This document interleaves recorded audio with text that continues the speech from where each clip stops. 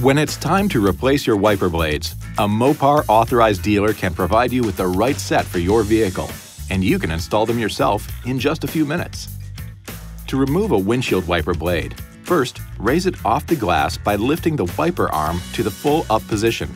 Next, flip up the locking tab to disengage it and tilt the lower end of the blade away from the arm. Now, use one hand to steady the arm and the other to push the blade away from the J-hook and toward the windshield.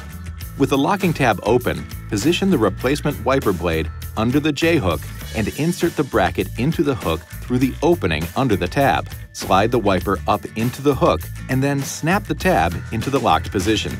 Now, just lower the wiper blade onto the glass and repeat the process for the other side. This video is not intended to take the place of your owner's manual.